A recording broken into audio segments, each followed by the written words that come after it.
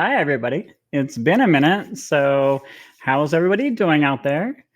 I take the back burner sometimes and I let everybody else just kind of like run the page and do stuff. So, I want to say that I am really appreciative that Derek has held up things for the last couple of weeks, and Ashley and Jess and everybody has been really wonderful at doing things on the page and keeping everything going. And like always, I love introducing new people and people of different communities to be able to talk to them and talk about the LGBTQ community across our country, things that's going on. And today we are going to have a lady from, her name is Amanda, and she's here in the Palm Coast area where I live. And we're going to have her on and have her talk about what she does for a living and kind of give background for her. My screen is wobbling a little bit. Sorry, I keep touching. So I moved everything around. So there's that one. I moved everything around. We're in the Maryland living room, and because I want to be closer to be able to see, I was cooped up in my room back there. So I was just looking out this little window. Now I have this big, huge window I look out, and I'm looking at the pool and everything. So make all you people jealous up there in the snow. But anyway. Hi, Amanda. Welcome. Hi, thank you. I'm so excited to be here. Yeah, it started with a Facebook page. We were on the same one, and I kind of like put up there that I'd like to feature some local businesses and anybody that talk about things. And so that's kind of how Jess messaged you, I message you. It gets a little confusing because sometimes both of us message at the same time. But we kind of run with an idea. You know how you just like have an idea, you run with it, and that's just kind of what we do. So we see someone that we find interest in. Actually, for you, you were having Gays giving. yes, you was. That's what it was. And you put the post up. You was live in your front yard. You put With up my like a rainbow turkey. yeah. You put your turkey up. I remember this. So, and you had put the turkey up, and that is what caught my eye. You was up there, and you was live, and I was like, okay, this is my vibe of person. My poor wife. She came out that morning and she said, "Now I just want to check with you." She said, "We have a 6-foot tall blow up rainbow turkey in our front yard." I said, "Yep."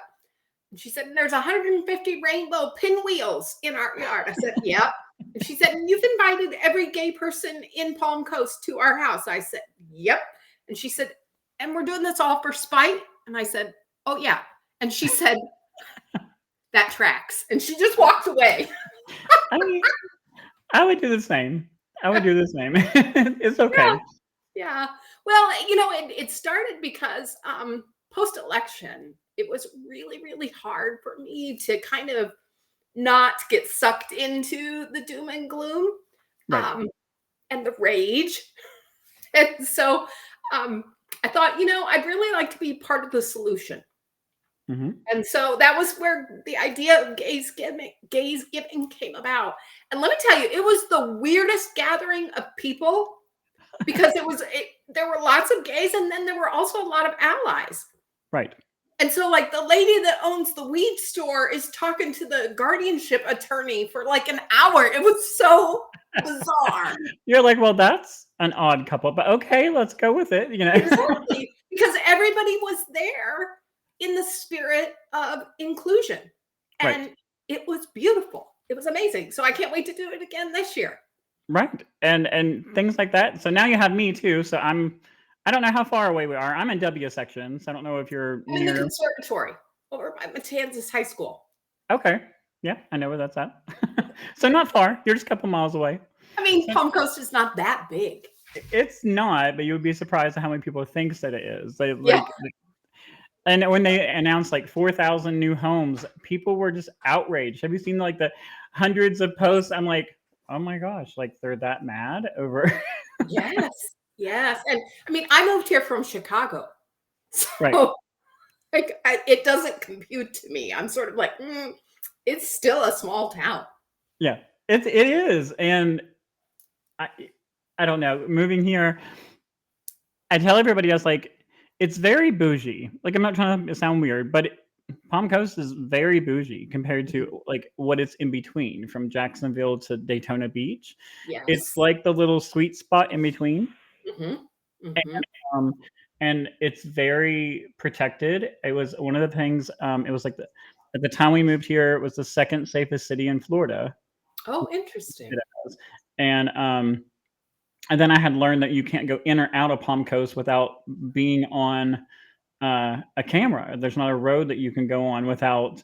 And I was like, okay, for me, you have to think about a truck driver on the road. I leave my house, so I don't see it all the time. And even though I have cameras, the fact that it was like the second safest city and all this other stuff kind of lined up of like I felt more secure leaving my house when I'm not home. Mhm. You Mhm. know, so it's like I was like, okay, so it made it a little bit easier for us in a way, but the people complaining, I literally pop popcorn and watch that. I just sit there and eat and popcorn and watch that stuff because they complain so much. Like it's so Mhm. funny. It is funny, but Oh, absolutely. And when we moved here in 2023, so I'm an implant right. or a transplant, I guess. And I met a realtor here who worked here when whatever the name of that corporation that escapes me at the moment that master planned Palm Hmm. Coast. Right. I mean, the forethought that went into planning this community and planning the utilities and the infrastructure, they planned for 200,000 people. So Yeah. the truth is, like, this was all already thought of.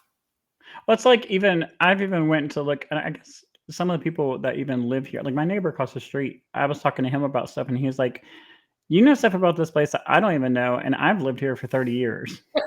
And I was like, "What?" It's information at your fingertips. Just I mean, especially on the computer now.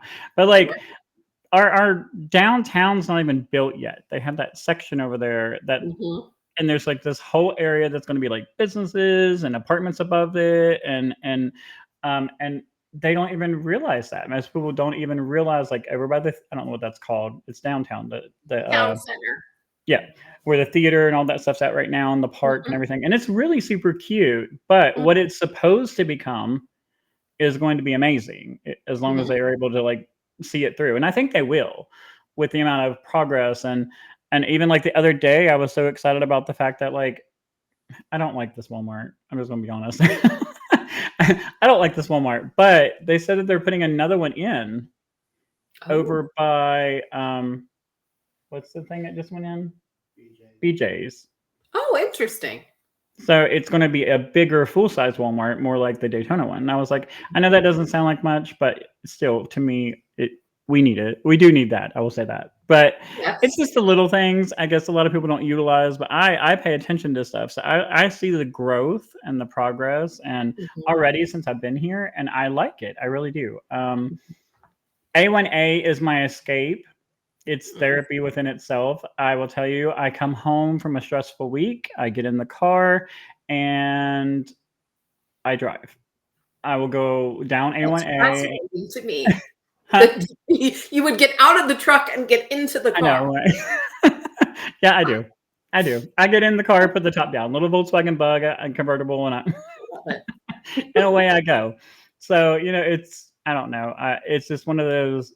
On the other side, you couldn't do that because the ocean was covered with all the houses or hotels. So to get to see the ocean, you have to get out of the car, you have to walk onto the beach.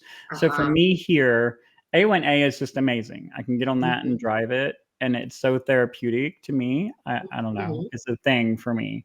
And so that's one of the things I fell in love with almost instantly. I actually drove my semi truck over there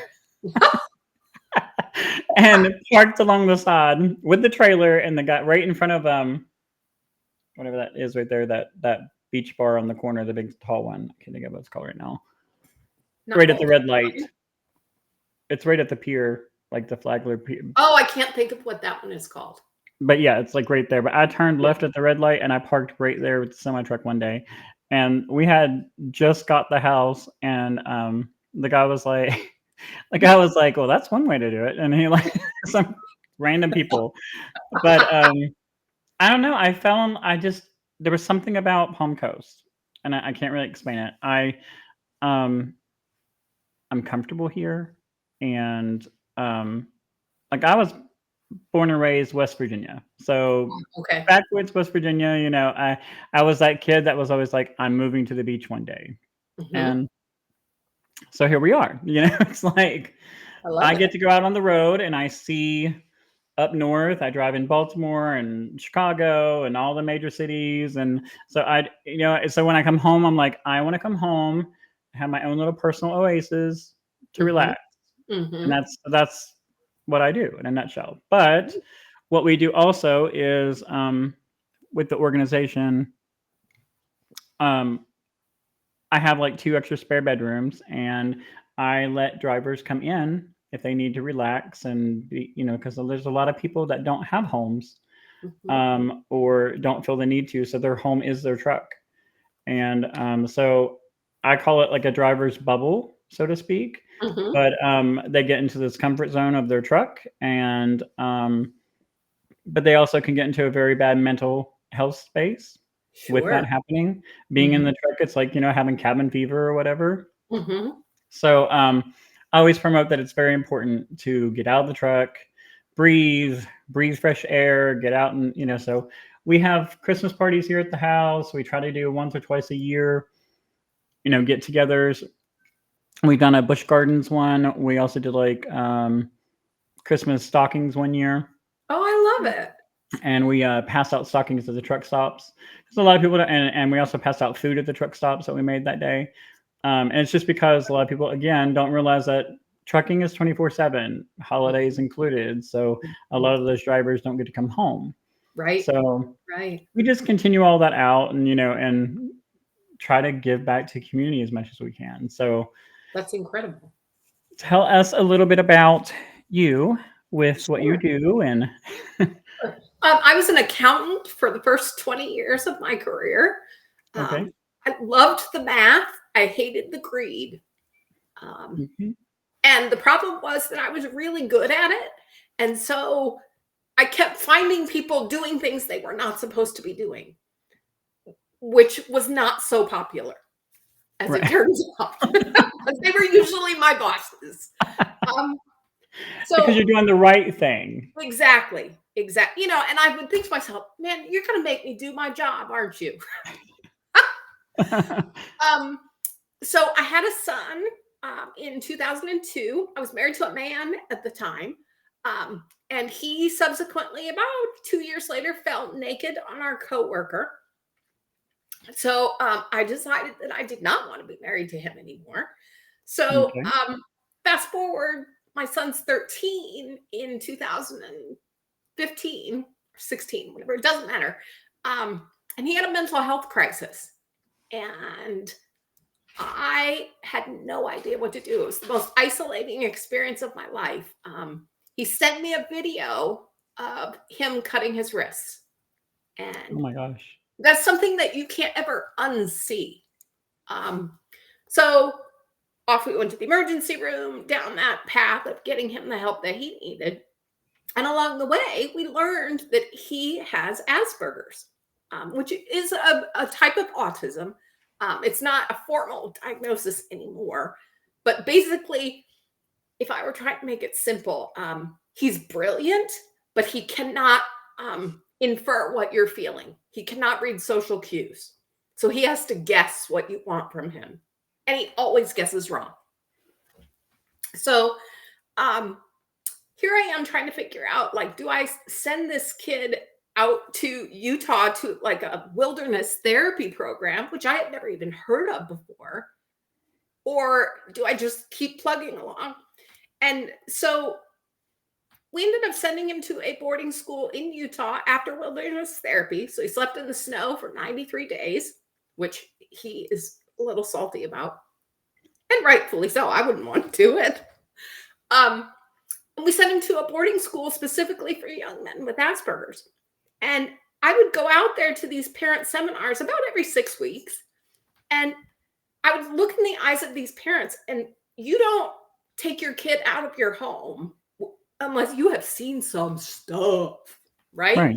And the program was very focused on the boys, but nobody was helping the parents. And I thought, man, I wish I could do something about this. And much like you, I I don't see the world in terms of like roles and boxes and like this is what you have to do. I'm an only child, so I feel like the rules don't apply to me. So Right. I came home and I said to my wife, Anne, because in the meantime, I met and married my wife.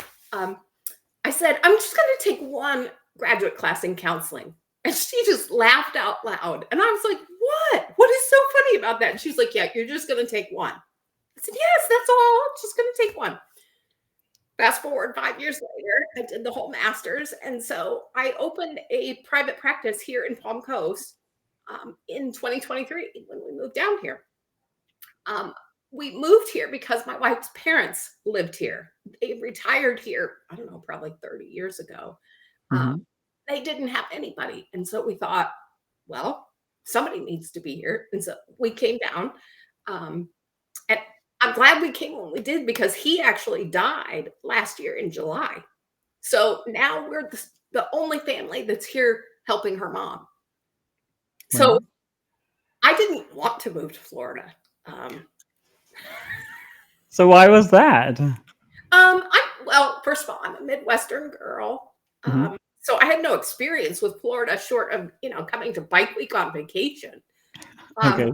But politically, all of my friends were saying, like, what are you doing? Could you Mm-hmm. possibly move to a more backward place than Florida? And this is the thing, is that I'm gay as hell. I just don't pay any attention to, I don't go looking for other people's approval of that. Right. And so to me, it's always been really important to be out and in a leadership kind of position because there are people who don't have that privilege. Right. And so as a white, middle-aged, soccer mom presenting person, I have a lot of privilege. And so I try to represent in fact, I just recently did a talk about what it means to be transgender, not because I'm trans or because I wouldn't much rather have somebody who is trans get that speech, but this group couldn't find anybody. And I thought, well, somebody's got to move this forward in some way. So even if I Right. screw it up, I'm going to do it. It's so funny. There's so many things that you've said that we're very much alike. And we just are. And I know that we literally have just like met and you just chit chatting, but like there's a lot of things you've said that's just like how I look at things. So I was the only child basically growing up. My parents had been married before, and I have stepbrother and half brother and sisters, but I was the only one raised on my own with them. So I Mm-hmm. felt like I was alone, if that makes Yep. sense. Yep. Um, so there, there's always that age gap there. And then I just, I, I'm the same way. Like I don't see I don't know. I think it's how mom and dad raised me. I just don't, like I told you, if I mess something up, I just start over and figure it out. Um, Mm-hmm. if I see something, I can do it. Mm-hmm. As long as I get the vision in my head of it, okay, well, we're gonna do this, and it's never been done before. Okay, well, I don't care. We're gonna do it anyway. And what? It's like we went to a trucking show and we fought to go to this trucking show. It took 6 months of preparation to even get approved to go. And we're working about another trucking show, the Texas trucking show, and they've never had an LGBTQ group or organization ever set up. And it took 50 years of the first trucking show. It was their 50th anniversary. So I was like, okay, yeah, we're gonna go. And they gave me hell the whole way. Like they wanted to know what I was doing. Like I swear to God, I felt like they thought I was gonna play porn videos on the TV or something. Like it's how they acted, and it was very bad. Like they had to know every slogan on every T-shirt or anything that we had, anything that we was producing. They even hired extra security to be near our booth because they didn't know. I think the sad thing is after going through that, I felt like they were more. Everybody kept saying that. I think they were more scared of us and what we were going to do Mm-hmm. versus what everybody thought, because like I really felt people, people were like, oh well, they're just not used to it, and we had a lot of comments, and people was like, well, I've stayed away from LGBTQ people. I don't have one LGBTQ friend, and I'm like, okay, sure, we'll say that. Like, because you know this, and I know that, like, there is people that is mechanics in shops that are completely quiet about their life. There is people that live and work the oil fields and trucking. LGBTQ people are everywhere. They may not be as bright and colorful and shiny and have gay turkeys in the front yard and things like we do, but they are everywhere. Just some people, for me, while they are in their closet or while they are keeping themselves protected, I will be the one to hear rainbow and shiny. That's fine. You know what I mean? And there's a lot of people that literally have. I've had bad days. I've had days I want to just completely shut down the organization and say I'm done with it. But then you get that one person that calls you at 2:00 in the morning, and then we start calling up 988 or calling Project 4 or Project 6 or some of the other people that we work with, trying to do crisis calls because someone wants to kill themselves. And we're trying to get them help from where they're at so they don't. We try to stay on the phone with them. It reminds me why I do what I do. It's bigger than me. It's not about me. I know that sounds weird, but No. it's not about me. It's bigger than me. There is selfish moments where I'm like, I've just had enough. I've had enough of people hating on the group or hating on what we do. But then you have one phone call that reminds you exactly why you do what you do. Yes. And, exactly. So that's why. That's why we put the blood, sweat, and tears and all the stuff into what we do to make a difference. And for me right now, my opinions are not always the top opinion that everybody else will like. But for me right now, I'm 45, and I was raised in a time where things were a little bit different, and I was in West Virginia. And so a whole demographic area was different. And I do feel personally that, and it's my personal opinion, but I do feel that some of the stuff, when Roe v. Wade and all that got overturned, there were so many people beforehand that was like, that's not going to happen. There's so much disbelief. That's not going to happen. You have nothing to worry about. That's not going to happen. And that's what bothers me more than anything, is we have such complacency amongst our younger generation and some of the older generation that just thinks that things won't happen. Their voice is not heard, or their opinion or vote doesn't matter. And at the end of the day, it does. It does. And right now, I see all the division of our community and everything going on. And I think right now, more than ever, I didn't think Trump was going to go back in office. I'm just going to be honest. I did not think it was going to happen a second time, but it did. And but it did. And but if I try to find good in everything. So my hope for what is happening right now is that it will push us to band together and not divide us more, but us actually push instead of being complacent, and actually maybe teach people how to protest properly and get back together as a community to fight for our rights again. If marriage is overturned, if all these different things does happen, then we're going to have to fight again to get it back. Right. It's not the end of the world, but I feel like we are going to push back, and then but we are going to have to fight. And if it does anything, hopefully it teaches people to fight and stand up for their rights. Yes. So that's kind of my personal thing. I know that we kind of went off on a tangent. Sorry, but it's just like, I tell you, I just flow in conversation. But anyway, it's how I feel right now. Huh? What year did you and Ricky get married? Babe, when do we get married? Epic fail. You can come to my couples counseling couch after this. New Year's Eve 2016. Fair enough. Yeah. Okay. So we got married on New Year's Eve because I want the whole world to celebrate. There's always somewhere to celebrate on New Year's Eve, and the whole world celebrates with you with fireworks. So, yeah. Yeah. We got married in 2009. And the year that we got married, marriage was only legal in 6 states. Okay. And so I insisted that we drive to one of those states to get married because I wanted it in a book. Because I'm just a dick like that.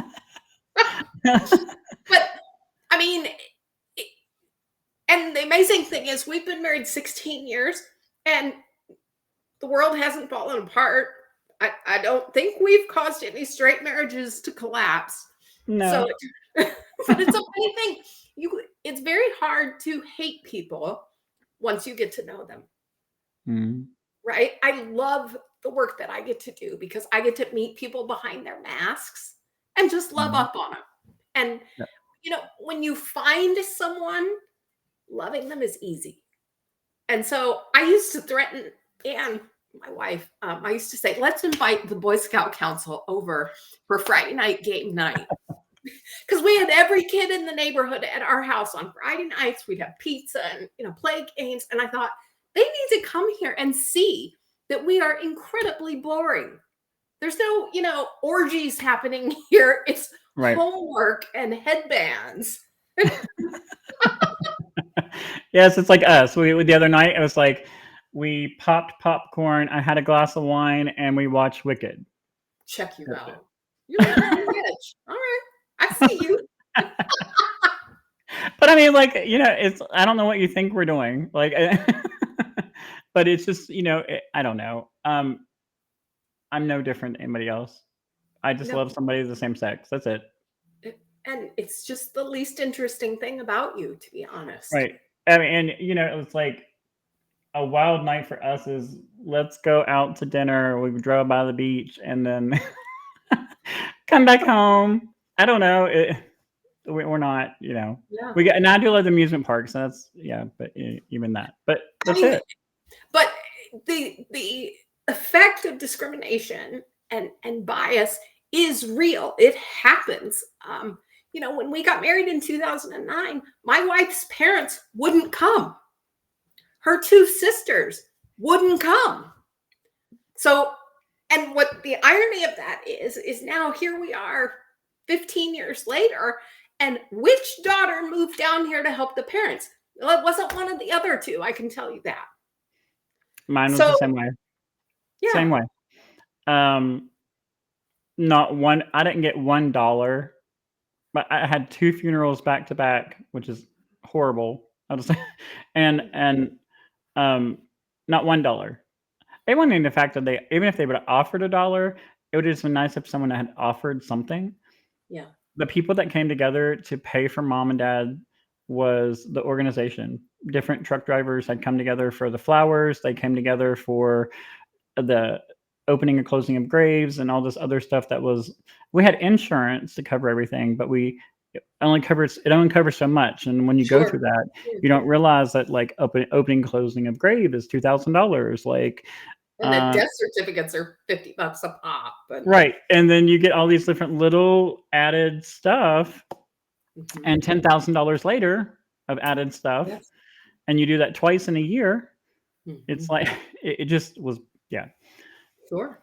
But the community that came together and family, that's why the Christmas events happen. And that's why a couple times a year we try to do I think we're going to do a beach event or something here at the house, just a pool party type thing and have everybody in for a weekend and try to get local people also involved. But I just, that's why we do it is they're my family.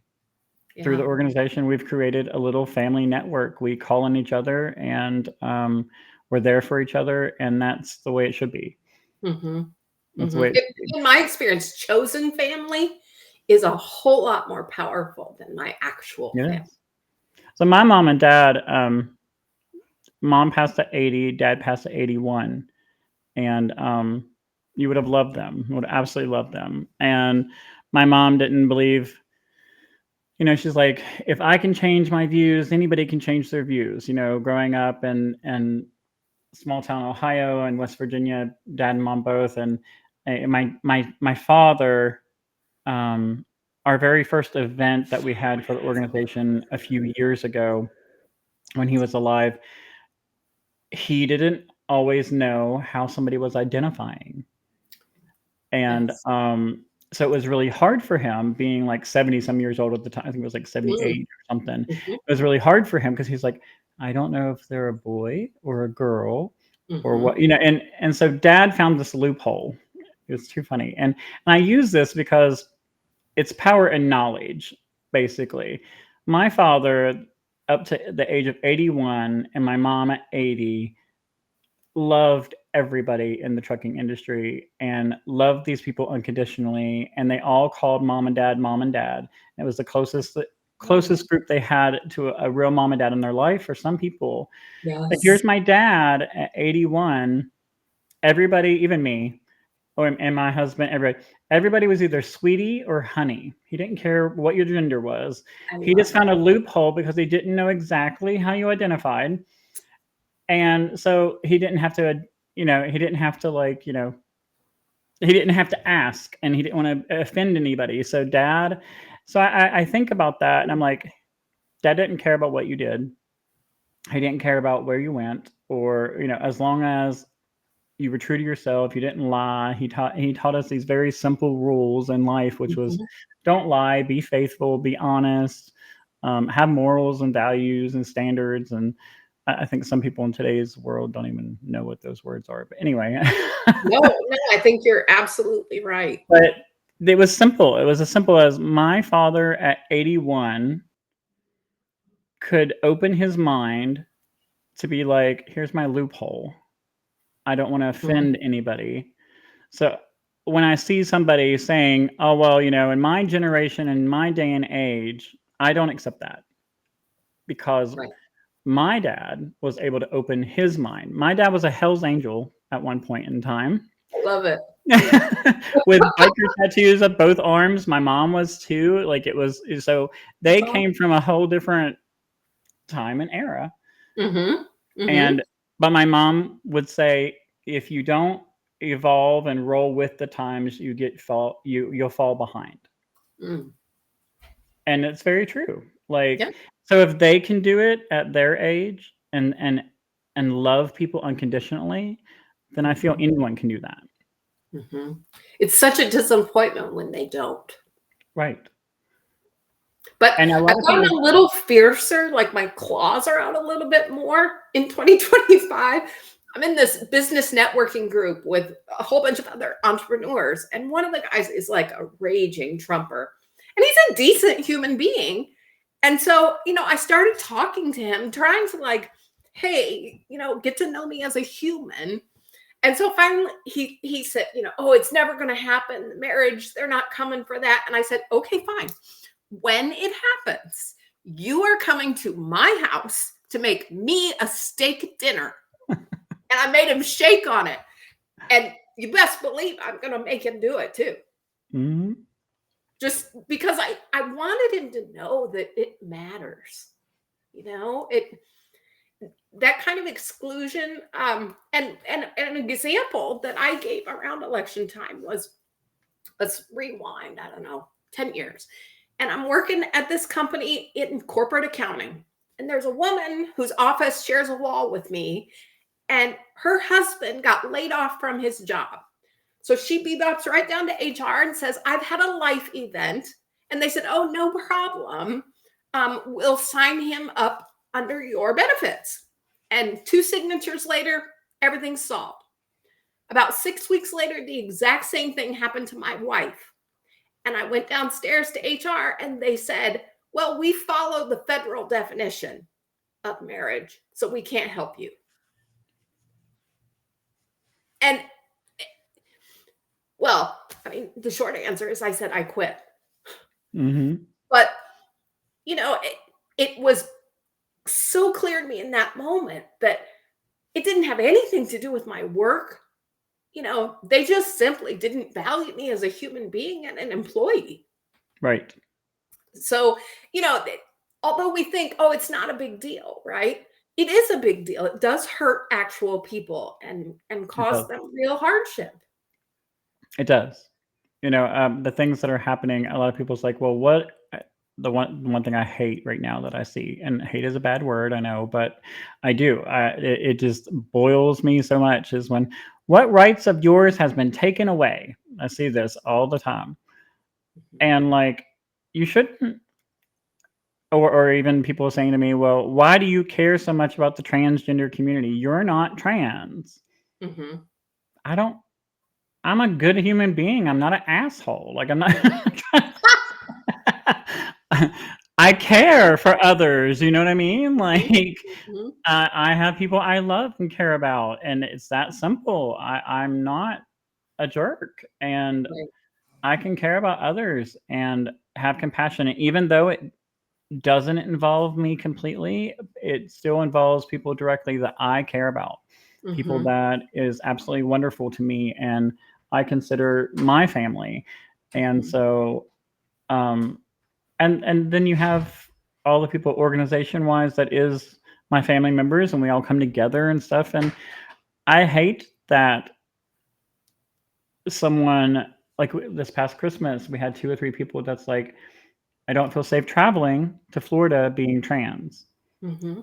And I'm like, I understand, but it's sad. It is sad that people can't come visit me in my home because they're that stigma of what the media has put out and what everyone has put out. But honestly, at this day and age where we're at, I kind of feel that's everywhere at this point right now. Yes. And I don't understand why people can't see that just because I'm not trans, but I still can sympathize with everybody and I just believe everyone is all drivers means all and everyone means everyone. It's not you can't choose who matters and who doesn't. Mm-hmm. I We're think human. that's really, yeah, that's a beautiful way to put that. And, when I became a therapist, I didn't know anybody personally who was trans. Mhm. Um, and so when I got my first client who was trans, I was like, listen, I have to tell you, I have no idea what I'm doing. And I said, but you need to know that I don't care what's in your pants. Right. And I don't care who you fall naked on. So I'm just here to love up on you. And that kid, high school kid, taught me about Packer penises. I mean, like totally opened my whole world. But what was beautiful was that young man let me in his world in a way that I could see the beauty of who he was as a human being, Mhm. not the genitals that he was born Right. with. That's what everyone wants to concentrate on, and that's not. You know. Um, so I was a drag queen. I still am a drag queen. So I've done drag for years, and like I had like 13 titles, and but Look at I that. All right. Okay. so, but I'm like more old school drag, like the big feathers and big costumes, all that type of stuff. But being alongside of people who were struggling with their identity and sexuality and not knowing who they were exactly, watching people go through that. Um, some people, I guess, in life can just go through with blinders on and not pay attention to someone else's feelings because it doesn't involve them. I'm Mhm. not that person. If I see someone hurting, I'm there to pat them on the back and talk to them. And I've just always been that person. Um, and so I've always had this respect for trans people. Mhm. Um, I hate even saying trans people because I just feel like they're the same as everyone else. The fact that there's a label on it, it is what it is. But I just Derek called you a bougie drag queen. I love it. I am, but it Own is it. what it is. Own it, my darling. But like when you're beside of somebody and you watch them go through the challenges that they do in life, um, just to be themselves, Mhm. it you know, my years of experience for myself, and it's not um and no educational experience, stuff like that. It's just my personal experience of being beside of people who are trans. I talk about is just the fact that on the inside is what a lot of people don't understand. It actually most of the time has nothing to do with genitals at all. That is what society wants to focus on. Mm-hmm. But actually, on the inside, all they're doing is trying to make the outside appearance feel how they feel on the inside. Mm-hmm. Mm-hmm. It's very simple. Like, they do not feel that they were born in the proper body. Mm-hmm. It's not a fetish. It's not a phase. If you know, and nobody would choose this no, for fun. No. Even being LGBTQ, I don't even think that I would be, if I were to have a child and the child would come to me and say that they were gay, I would be supportive, but I would be upset because I know how hard that is. Mm-hmm. Yeah. I know the road that you have to go down. Right. And no matter what part of the spectrum it is. With parents who don't accept their children, because I feel like when you signed up to be a parent, you signed up if you got a kid with a cleft lip, or you got a kid with red hair, or Unconditional. It's unconditional. exactly. And so who in the hell do you think you are to all of a sudden tell your kid they're not good enough? I wish there was a spectator gallery when they come to defend that in front of their almighty someday. Mm-hmm. Because I sure would like to know how you defend that kind of cruelty. And Lord, if you say something like that, let me tell you, because I say stuff like that. I'm a very spiritual person. I may not believe exactly the same as you do, but I still believe in a higher power, faith, and having, and it doesn't matter what religion, whatever it is that you are, or culturally, I just believe in having a faith and having a higher power. And when you start talking like that, then they're like, well, you're gay and you believe in God? I'm like, yes. I don't know. Like, how is that hard to like happen? Yes. Yes. Like, I don't know. It surprises me. It really does. I don't understand how people can think that you don't have faith, like, just because of sexuality. Or for me, it's sort of that people can use their faith as a weapon, cherry picking against other human beings. Yeah. And whether that's the Bible, the Quran, it doesn't matter. Right? Like, first of all, who died and said that the Bible is the only ultimate text? Right. I don't know what the text is for Hindus, but it's been around a lot longer than the Bible. But it's like, I have some really close transgender friends, and so me and Ricky took in Ashley. Ashley's been living with us for 2.5 years now, and she's trans. And she's one of our trans advocates. And there's moments she hated me. I'll just tell you this. But like, I was mean, and I know people. I was mean, but I was like, look, if you ever go to the bathroom, like, I'm serious. We had a moment because she's wearing dresses and cute little outfits, and then she thought she was gonna go stand at the urinal beside me in the bathroom. I said, if you ever do this again, I will. I am done.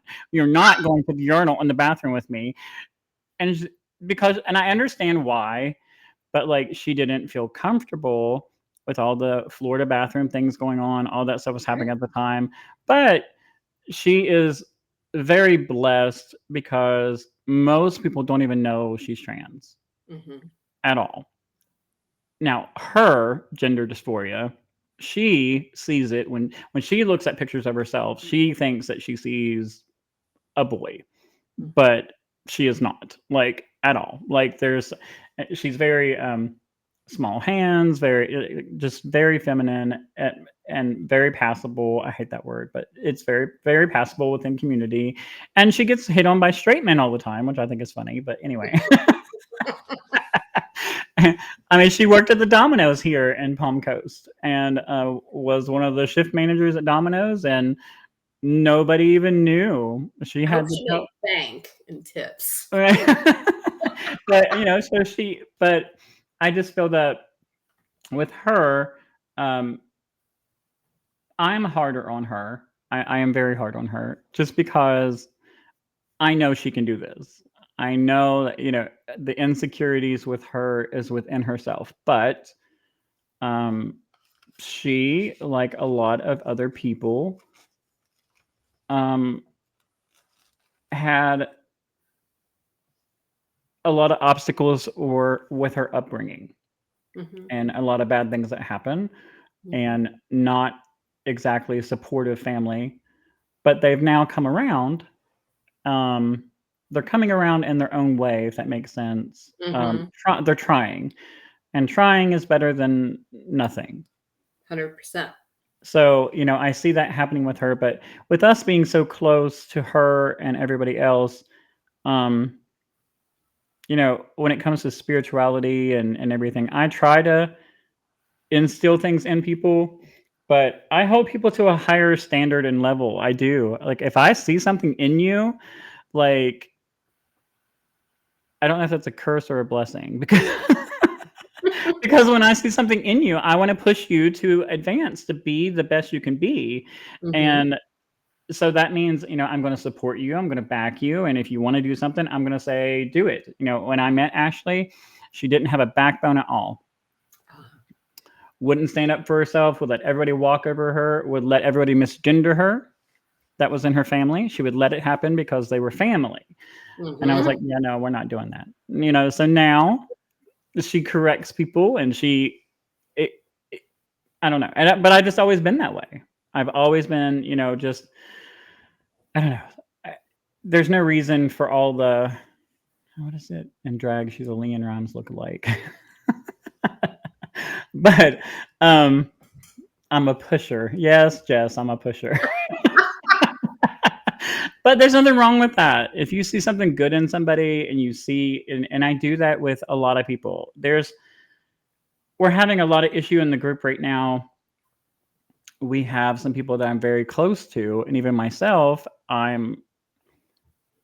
there's a trans person that is having huge issues with, almost everyone has unfriended her.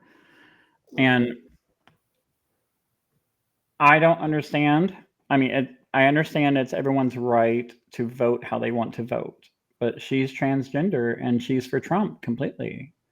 And despite all the stuff that's happening, at one point we was at a spot where other trans people were attacking her, all kinds of different stuff online, and told her to kill herself, and I was like, well, okay. So we had to intervene with the group. I was like, I have to remind everybody, we did a podcast, me and Derek, we got on there, and I was like, despite your understanding during the elections, you may not understand why someone votes the way they vote, but do remember that we're all American, and our American right is to vote however we want. I actually thought it was a better time whenever, because now everybody posts what they vote. It used to be you just went in the little box, you voted, you come back out. Do you know what I mean? It wasn't a social media status. It was just we waited till 2 or 3 o'clock in the morning or the next day to see who, you know what I'm talking about? It changed. I do. Although, I mean, it has been dismaying to me as I learn people when I learn how they voted. Right. I, sort of like, oh.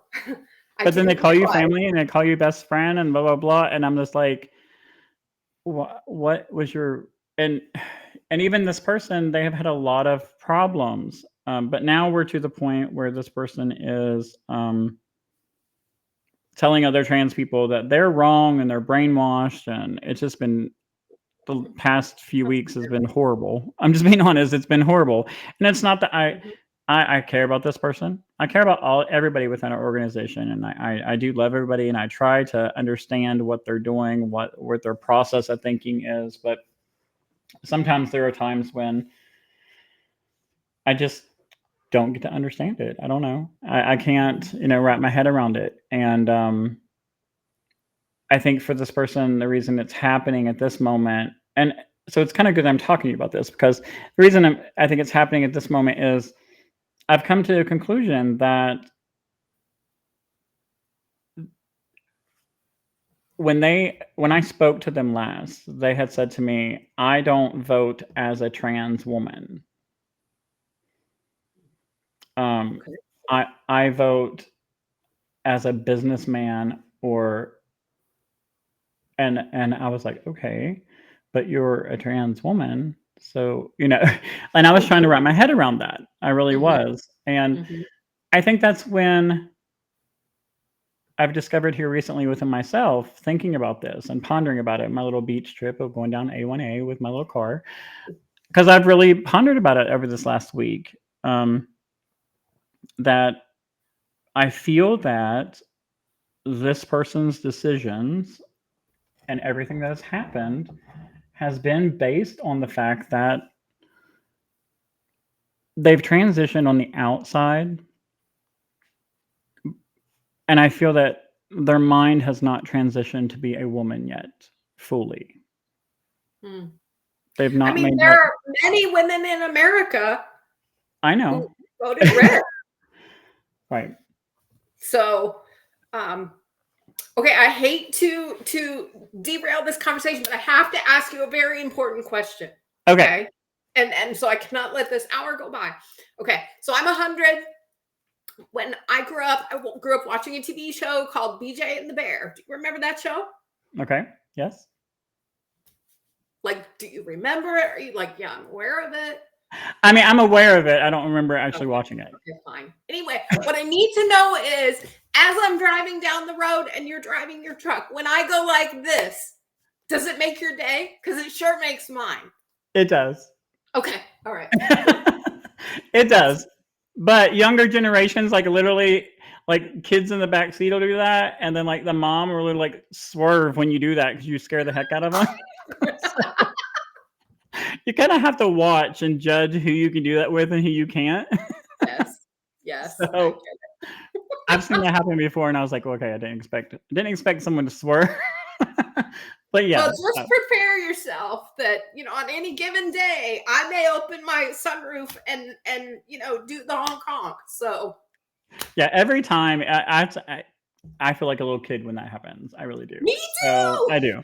I feel like a Okay, kid. It's kind of like a flashback thing for me. I used to always do that when I was going on the highway with my mom and dad, oh and yeah. so mom and dad used to take me on the motorcycle, and I would do that every time we go inside the truck and stuff. So Also, we didn't have cell phones or video games, so like no, that that was the fun kind of thing for was us. the That was like a big entertainment. thing. Yeah. That was like a big thing for me growing up. Oh And yeah. even here in Palm Coast, I will tell you whenever so the funny thing was during the election, um, I don't know what group it was. There was a group of LGBTQ during the election with signs. They were near Walmart, Dunkin' Donuts, and stuff. They stood in Mhm. the middle of the road with like signs and everything for the Democratic Party and all of that, and with pride shirts and different stuff on. I don't know who it was, um, but they were out there, and that was another thing I was very surprised to see about Palm Coast. I just thought that was kind of cool, but the public wasn't bad to them. People were beeping their horns at them, and you know what I mean, and very receptive to to them being out there. I just thought was kind of cool. There probably was 50 or 60 people. I don't really know what the group was, but Wow. um, and I was one of the people actually going through in my semi truck that day, and I beeped the horn. So, Well, thank you. We but that appreciate was just one of those things that I seen here, and I know I've not went yet. I think there's like was it every second Friday they get together. There's a group that gets together at the Cork and something, yes, pork and pint. and then I guess there's another group in Benell, or is that the same group? I'm not. Oh, I don't know. I don't know about the group in Manel. Oh, okay. Yeah, there's like 2 or 3 I've ran into, and then there's another one that is older, like it's an older generation. They get together and do like guitar or something. That's cool. and drum circles, and I think that one's more like Ormond Beach area. Okay. So I mean, I've seen. I feel like I'm completely out of the gay loop. Ouch. Well, we need to go do it together then. That's it, you know. Okay. So if you can get us invited. But I've been trying to find an area and places, and I do want to go check out the new Hamburger Mary's that's in Jacksonville. So it Okay. just opened. The other Hamburger Mary's is getting ready to open in Orlando. You should go over. They have wine. So I love wine, by the way. That's a thing for me. I want to try the wine slushy bar on the beach. I haven't tried that yet. I haven't either, but I've seen it. Yeah. Well, maybe that's a date we should do. There you go. I love it. I need more good gays in my life. Meet me at the beach at the wine slushy bar. That could be like the best text ever, you know? No, but somebody has to drive my drunk ass home after that. That's fine. That's fine. We can do that. Okay. All right. But no, I mean, I don't know. I try not to focus on the doom and gloom. I do not like all the stuff going on. There is moments that I'm like, there is moments that I say things that's out of the box that I shouldn't say, just because I get mad because it's anger, and you are hurting people when you think you're not. Mhm. And there's people now taking their lives, and now we have even small kids taking their lives because they think their families are going to get deported. We have a lot of just unnecessary stuff. And even before Trump was elected, I had stated my opinion, which was I wasn't so worried about him. When he was elected last time, what I didn't agree with was what people in society thought was okay under him.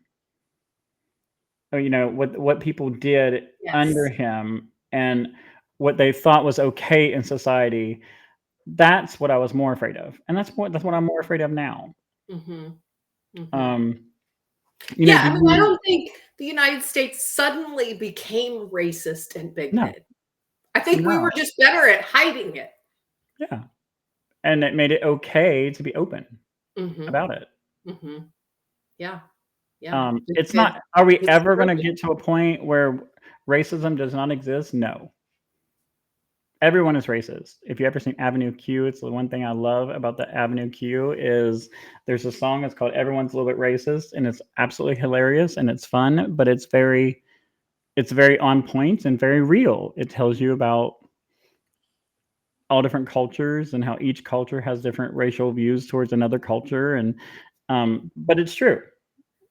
We all have these little. It's in our genetic programming to be afraid of things that are different. Yeah. It's how we keep safe, right? As a species.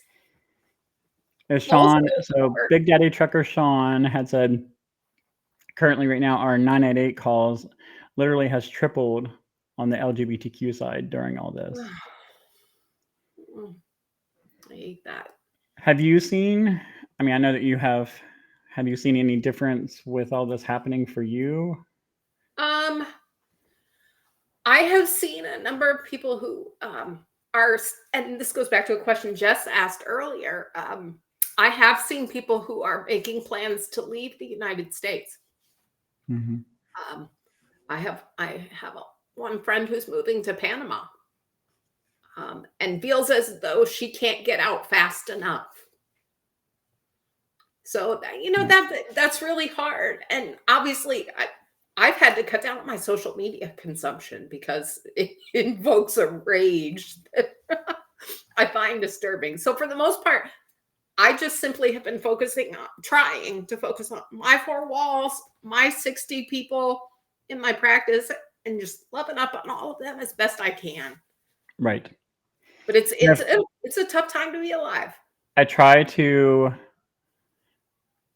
to keep up on all the social media as much as possible so that I can share what's going on, keeping everything relevant and active so people know what laws are being passed, what things are happening, what things have got turned down, what things got saved by different, paused by different judges. So I try to do all that. And then I try to keep up with the trucking aspect, what laws are changing, what things are happening, what truck shows, and then also what truck events are coming up, and then also inspections. So by the time I run down all of that in a day on my phone, just like running through and sharing all the different links of stuff, I don't have time to focus on the other.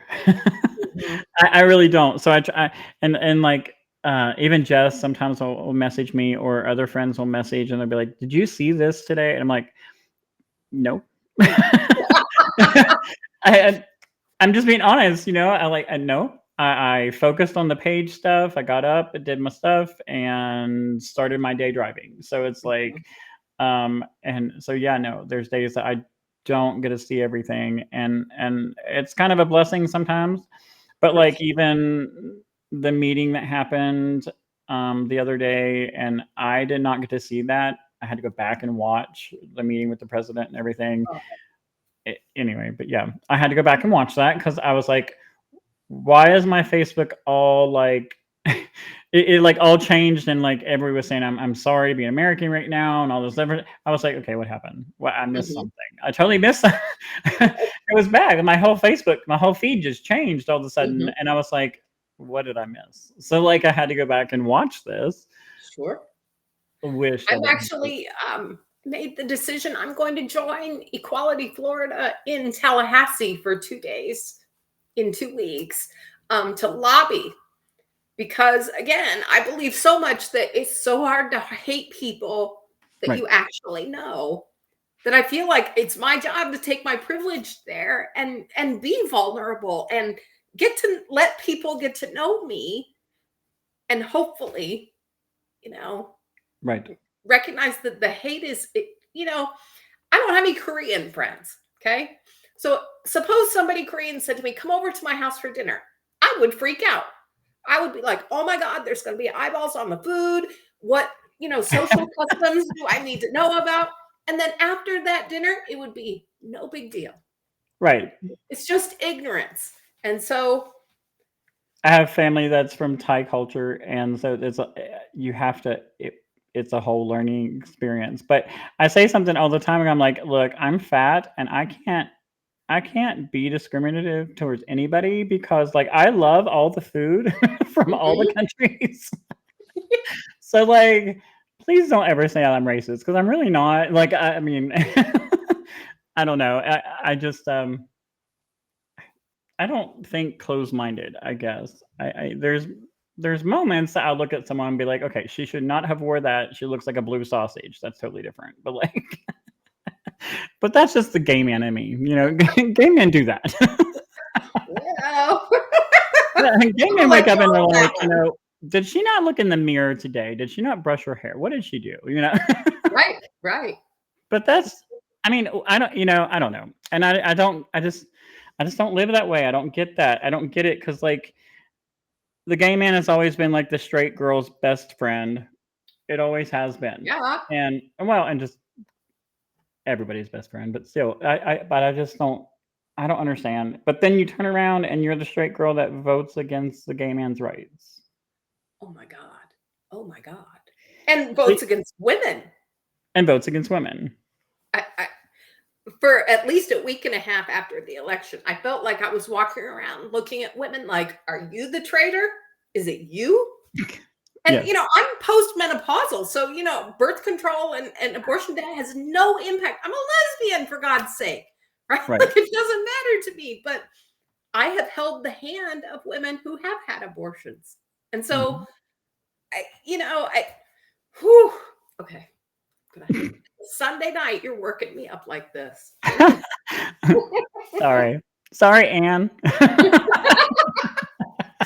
She's gonna be like, oh Jesus, here we go. It's like I was in a discussion, and I just talked to Ashley about this, and I know this is totally off topic. Well, not off topic, but it's just like other people, it's not gonna, anyway, whatever.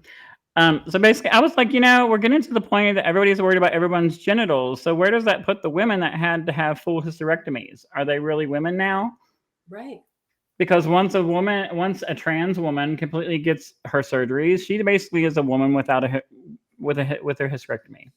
So like, is women going to be questionable because they can't give birth anymore? Are we going to have scarlet letters on their chests? Like, I mean, I'm not trying to Yeah, sound it would be stupid, on but the it's not wall. far fetched. It's not far fetched at this Not point. at Like, all. if you're going to gauge everybody by their genitals of what they have, well, where's that put the women that had to have full hysterectomies because of endometriosis or something that happened to them? So does that make them less of a woman now? Right. I mean, if you're going to judge things this way. Mm-hmm. Precisely. So, like, I don't know. It infuriates me. It does. There's moments. I'll have a glass of wine after this, but Okay. All right. I feel like I'm going to blow just, up my rainbow turkey and just. But I like to be able to talk to people. See, this is good because, like, I like to be able to talk to people that has the mind, and you're not afraid to talk. You're not afraid to talk about how things are, and I've thoroughly enjoyed talking to you at this point because it's been neat to be able. You just aged yourself. I know what the scarlet letters are. What is wrong with that? That's called reading a history book, which that's not allowed anymore either. Yeah. But I mean, I feel like the BJ and the Bear reference. Definitely. Okay. Yeah, I mean, I knew what it was, so I just hadn't. I can't with you children. You're not older than you can. Okay, well, how much older are you than me then? Enough. No, I'm only 51. Okay, I was gonna say you I don't can't. even know. I'm 51 or 52. I just say I'm 100. It's No. I was gonna say I felt like you're like the same age as me, so it's I'm okay. in my 0 F's given decade. I'm there. I need to start using that. I didn't think about that. I have an anklet that spells it in Morse code. That's awesome. To remind me. Well, we definitely need to plan something, and I think in the future, what I'd like to do is have you back periodically, especially when we do Women's Week, and we talked to a lot of different women's organizations. And Jess, you better stop it. You just got a lot hotter. All right, I see you. But I'd love to have you come back and put your input on stuff. I always like meeting like-minded people, and honestly, if you're going to go up to Jacksonville or going to go do any dates to lobby and things like that, I would love to be a part of it sometime. So if it lines up to where I can be home, you just always have to remember that it takes me I have to know 2 or 3 weeks in advance. But as long as I do, and I'm all about bringing some trucks. Let's get some truck drivers and line the lot. Can I go on a truck field trip? Yeah, it can happen. But I mean, I think it'd be fun. And this is the time when people does need to band together for the greater good of everyone, not just one community, everyone, because it's going to trickle down to where it starts affecting women's rights, not just LGBTQ rights. And people they haven't let their mind go that far yet to understand it, that how far wide it actually protects. And but Bobby, we fought a world war about this. Why is that so hard for people to kind of project how this story goes? Well, they say that history repeats itself. It sure looks like it. It does. And I'm just saying, I hate being like that, but it does. History repeats itself. And when you're not paying attention and you're more worried about silencing people, then that means that's the big message everyone needs to realize is if they're trying to silence you, then that really means that you have more power than you really think you do. Well, we just are going to keep doing what we do, loving up on people. Yep. If you lead with love, in the end, I do believe that love will win. Love for all. That's my corner of the world. Mm-hmm. So, and sometimes love can get messy, just like any relationship. Oh yeah. Love can get messy, and you may have to kiss a few frogs to get to the prince. But so we may have to go through a couple crap leaderships before we get to a good president. I don't know. But and it's such a complex thing, right? Right. You really can't just simplify it down to black and white kinds of rigid thinking, Mhm. because all of these problems, if they were easy to solve, we would have solved them already. Right. So we need to get a whole lot more comfortable with nuance. Right. And not put everybody against each other. It's not a Democrat, it's not a Republican thing. It's not a, this is what they want you to do. So please remember that. They want you to fight with each other, because when there is disruption in the field, then they can get what they want and slide it past you. Yes. So us being together is important. It's very important. And to have more talks and open and definitely wine slushies at the beach. I'm home for the next week, so I may text you soon. I thank you so much for coming on. And yeah, there is a bunch of different shows, so we'll line you up to actually do a couple other things. And if you ever have anything else you want to talk about or any special things, that's fine too. I'm always open to having other people on the podcast. Have any friends or know anybody that you want to promote that is local community based or local business based, and we sit and talk about things, be sure to throw them my way or Jess's way. I appreciate everything, and hopefully get to meet Anne soon. So tell her we said hi. And I will. I'll have to get your sizes so I can get you guys t-shirts and things like that. And there's t-shirts. There is. I can't. This day is just too magical for me. Trucker t-shirts. Imagine that. Makes you happy. And then you can get your picture of you with a t-shirt on in front of a truck. Okay. This day just got too much for me. I didn't take my blood pressure medicine yet. We can't just be out here living willy-nilly. Well, I thank you so much, and we will talk soon. I love it. Thank you, everybody. Bye-bye.